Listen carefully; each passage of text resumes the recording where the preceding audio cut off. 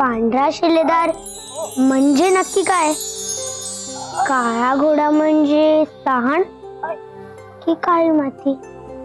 नाही, मग पांढरा शिलेदार म्हणजे शी बाई, मला नीट काही सुचतच नाहीये. हे ढोल्या भोपळ्या, मला जरा मदत कर ना ही कोडं सोडवायला.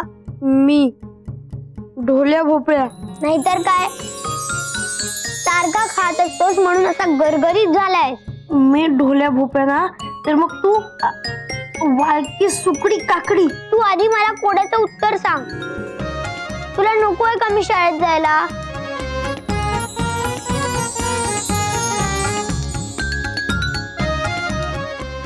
अरे पोटाला हात लावू नको, आधीच अजीर्ण झालंय, दुखतंय मला.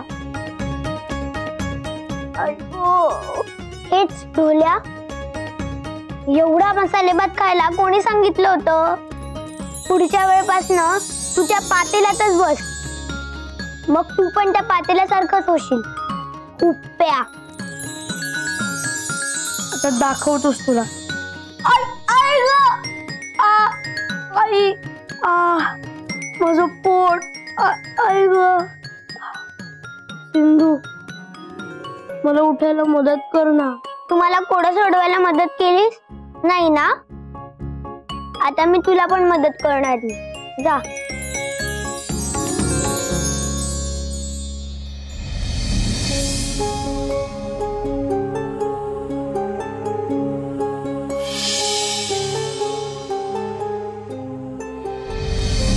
सांगा ना सखा भाऊ, सरदार भेटले का तुम्हाला? काय म्हणाले ते?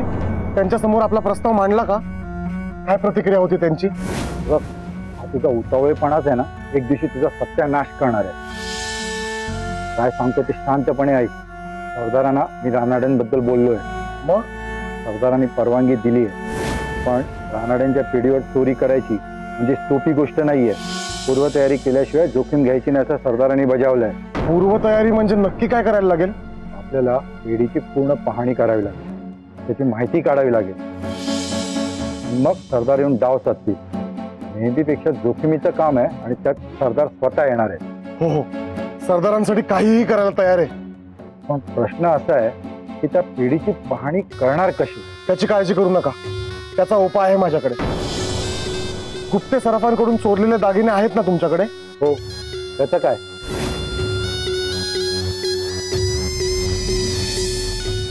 ते दागिनेच आता आपल्या कामी येणार आहेत.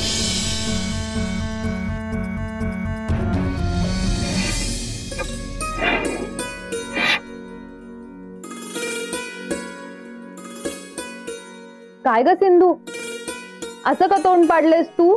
आजोबांनी घातलेलं कोडं अजूनही सुटलं नाहीये. अगं बाई, खर तर खूप सोपं आहे ग कोडं. आज सुटलंही असतं, पण आता तुझ्या नवरोबांना दोन्ही वेळेला मसाले भातच खायचाय. नाव काढू नकोस त्या मसाले भाताचं वहिनी.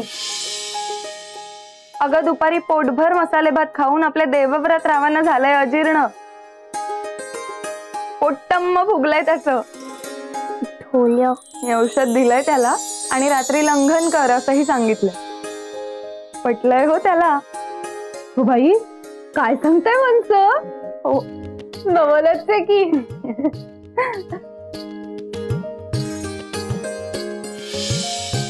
सिंधू, तुला काय झालंय ग? अच्छा अच्छा, कोडं सुटलेलं दिसत नाहीये अजून.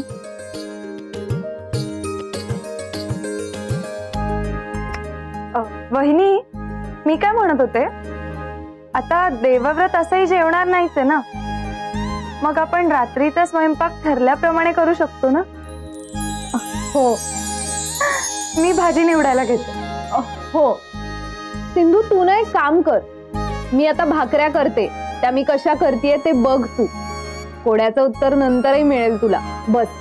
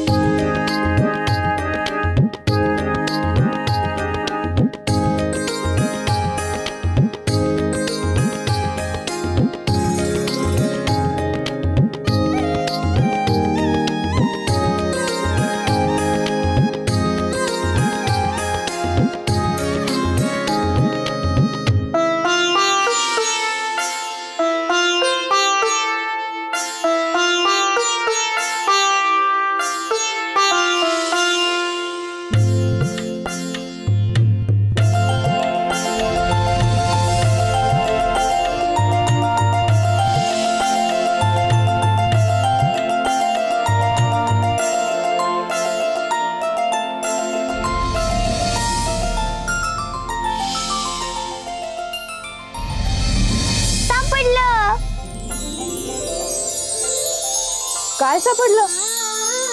कोड्याचं उत्तर सापडलं.